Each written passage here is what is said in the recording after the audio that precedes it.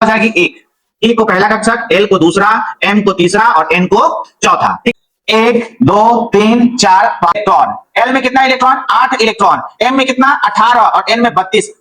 प्यारे बच्चों, आप सभी का स्वागत है हमारे इस वीडियो सीरीज में। तो आज की क्लास में हम लोग बात करने वाले हैं इलेक्ट्रॉनिक विन्यास के बारे में। तो सबसे पहले इलेक्ट्रॉनिक विन्यास क्या होता है उसको जानने से पहले आपको परमाणु संरचना मालूम होना चाहिए कि परमाणु संरचना क्या होता है। तो हमने आपको पिछले क्लास में बताया है कि परमाणु में क्या होता है, एक नाभिक होता है।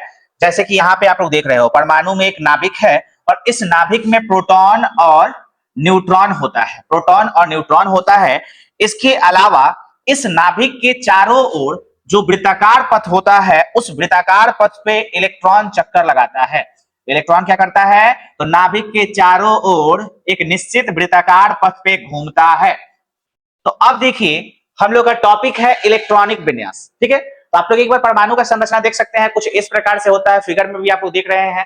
कुछ इस प्रकार से परमाणु का संरचना होता है, जिसमें आपको नाभिक में प्रोटॉन और न्यूट्रॉन दिखाई दे रहा होगा और इलेक्ट्रॉन उस नाभिक के चारों ओर वृत्ताकार पथ पे घूम रहे हैं, कुछ इस प्रकार से जैसे सूर्य का चक्कर विभिन्न ग्रह लगाते हैं। ठीक है, तो नाभिक में आपको मालूम हो गया प्रोटॉन और न्यूट्रॉन होता है। इसके अलावा इलेक्ट्रॉन चक्कर लगाता है और इलेक्ट्रॉन जिस वृत्तीय पथ पे चक्कर लगाता है उसको बोलते हैं कक्षा। क्या बोलते हैं? कक्षा। और कक्षा को के एल एम एन इस तरीके से सूचित करते हैं। तो सबसे पहले अब आप लोग इलेक्ट्रॉनिक विन्यास का सिंपल सा डेफिनेशन लिख सकते हो कि परमाणु में इलेक्ट्रॉन का भरना। ठीक है, या परमाणु में इलेक्ट्रॉन की सजावट। ठीक है, तो परमाणु में इलेक्ट्रॉन का भरना ही क्या कहलाता है? इलेक्ट्रॉनिक विन्यास कहलाता है। तो हम यहां लिख सकते हैं परमाणु में इलेक्ट्रॉन का भरना। हम सबसे पहले इलेक्ट्रॉन को कहां भरेंगे? तो आपको मालूम है कि इलेक्ट्रॉन जो होता है नाभिक के चारों ओर वृत्ताकार पथ पे चक्कर लगाता है और उस वृत्ताकार या वृत्तीय पथ को कक्षा कहते हैं।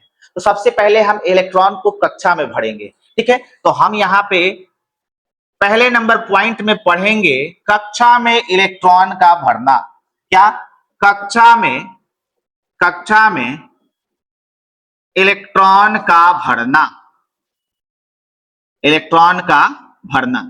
अब आपको मालूम होना चाहिए कि जो कक्षा में इलेक्ट्रॉन है वो किस कक्षा में कितना भरता है। अगर आपके पास पानी का टंकी है तो आपको मालूम होना चाहिए कि कितना लीटर का टंकी है। अगर वो 1000 लीटर का होगा तो उसमें 1000 लीटर पानी अटेगा, उससे ज्यादा नहीं। कम अट सकता है लेकिन अधिक नहीं। उसी प्रकार से इन कक्षकों में इलेक्ट्रॉन भरने की एक सीमा होती है, उस सीमा से अधिक इलेक्ट्रॉन नहीं भरता है। तो देखिए यहाँ पे कि कक्षक में कितना इलेक्ट्रॉन भरता है, फिर L में कितना भरता है, फिर M में कितना भरता है और N में कितना भरता है। इसके लिए एक सूत्र होता है, जो सूत्र आप लोग याद कर लीजिएगा। वो सूत्र होता है 2n²। ठीक है, अब आप बात करेंगे कि n यहाँ पे क्या है। तो n जो है वो कक्षकों की संख्या है। कक्षकों की संख्या मतलब यहां देखिए k कक्षक है, k को पहला कक्षक बोलते हैं। तो k की संख्या क्या हो जाएगी? 1।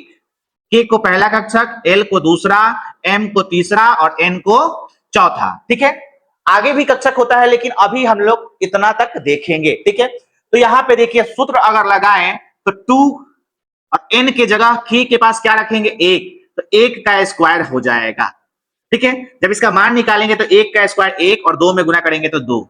मतलब कि मैक्सिमम अधिकतम इलेक्ट्रॉन k में 2 भरता है, याद रखिएगा। फिर L का अगर निकालेंगे तो यही सूत्र 2 गुने n के जगह बस यहाँ पे 2 रख देंगे। तो 2 का स्क्वायर 4, 4 में 2 से गुना करेंगे 8। याद रखिएगा L में मैक्सिमम इलेक्ट्रॉन 8 भरता है, उससे ज्यादा नहीं। कम भर सकता है, ज्यादा नहीं।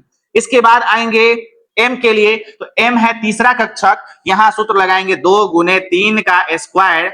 3 का स्क्वायर 3 3 का 9 और 9 में 2 से गुना करेंगे 18। याद रखिएगा 18। ठीक है, N में इसी तरीके से 2 गुने 4 का स्क्वायर करेंगे। 4 का स्क्वायर 16 हो जाएगा और 16 में 2 से गुना करेंगे 32। अब आपको यहाँ पे याद रखना है कि K में कितना इलेक्ट्रॉन भरता है, L में कितना भरता है और M में कितना भरता है और N में कितना भरता है। और इसी इलेक्ट्रॉन को परमाणु के अंदर भरेंगे, उसी को हम लोग बोलते हैं इलेक्ट्रॉनिक विन्यास। तो हम लोग इलेक्ट्रॉनिक विन्यास सीख रहे हैं और अभी हम लोग कक्षाओं में इलेक्ट्रॉन को भरना पहले सीखेंगे। तो देखिए यहाँ पे जैसे कि आपके सामने अगर आ जाए कि सोडियम, मान लीजिए यहां पे आपके सामने सोडियम दे दे Na, और आपको मालूम है कि सोडियम का परमाणु संख्या कितना होता है, 11 होता है। आपको यह भी मालूम होना चाहिए कि सोडियम में इलेक्ट्रॉन कितना होता है। तो याद रखिएगा, किसी भी परमाणु में जितना उसका परमाणु संख्या होता है, और परमाणु संख्या को जेड से सूचित करते हैं, परमाणु संख्या को जेड से सूचित करते हैं, जितना जेड होता है उतना ही पी होगा। पी मतलब प्रोटॉन, उसके अंदर उतना ही प्रोटॉन होगा, और जितना प्रोटॉन होगा उतना ही उसमें इलेक्ट्रॉन भी होगा। याद रखिएगा। तो कोई आपसे पूछ दे कि सोडियम में इलेक्ट्रॉन की संख्या कितनी होती है, 11, और अभी हमें इलेक्ट्रॉन की संख्या को ही देखना है और किसी संख्या से मतलब नहीं है, क्योंकि हम लोग अभी क्या कर रहे हैं, इलेक्ट्रॉनिक विन्यास कर रहे हैं। इलेक्ट्रॉनिक विन्यास का मतलब क्या होता है, इलेक्ट्रॉनों का परमाणु के कक्षा में भरना। तो परमाणु अभी अभी आपने देखा कि परमाणु किस तरीके से है, तो परमाणु में बीच में एक नाभिक होता है, जो कि हम आपके सामने यहां बना देते हैं। उसके बाद इस नाभिक के चारों ओर इलेक्ट्रॉन चक्कर लगाता है। इलेक्ट्रॉन क्या करता है, इस नाभिक के चारों ओर चक्कर लगाता है, यानी कि घूमता है।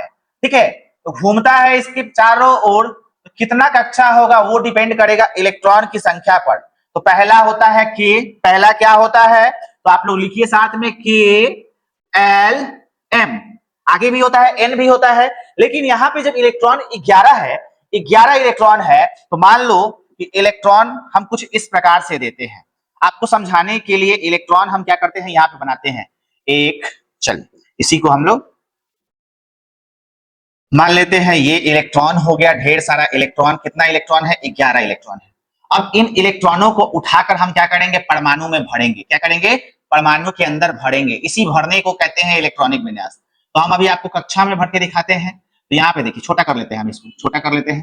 ठीक है, के कक्षा में भरेंगे, तो के में कितना भरता है आपको मालूम है, के में कितना भरता है, 2 इलेक्ट्रॉन भरता है, मालूम है।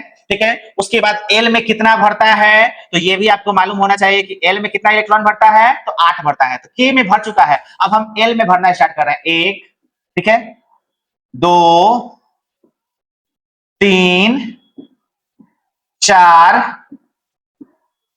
5, 6, 7, 8। अब ध्यान से देख लीजिए, गिन लीजिए, 1, 2, 3, 4, 5, 6, 7, 8। एल में हमने कितना भरा, 8 इलेक्ट्रॉन को। ठीक है, तो अब टोटल काउंट करिए, तो टोटल इलेक्ट्रॉन इसके पास 11 था, और भर कितना चुका है, तो 8 इसमें और 2 इसमें। ठीक है, 10 हो चुका है। बचा जो इलेक्ट्रॉन 1, वो किसमें भरेगा, तो इसके बाद वाले कक्षा में। इसमें भरता 18 है, भरता 18 है, लेकिन बचा जो है वो उसमें भर जाएगा। फिर से आप लोगों को मैं एक बार यहाँ पे दिखा देता हूं।